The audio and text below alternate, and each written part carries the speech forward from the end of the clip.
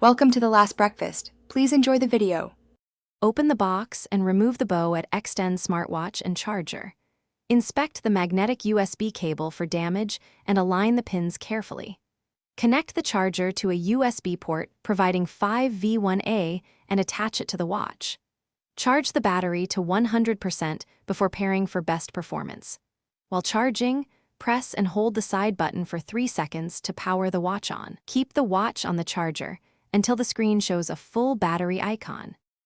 On your phone, open Google Play or the App Store and install the Boat Wave app.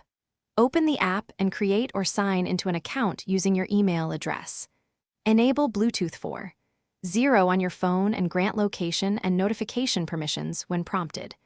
In the app, tap Add Device and select Boat Xtend from the list of available devices. Confirm the 4-digit pairing PIN displayed on both devices to complete the Bluetooth connection and start the sync. After pairing, check the Boat Wave app for a firmware update and install it immediately.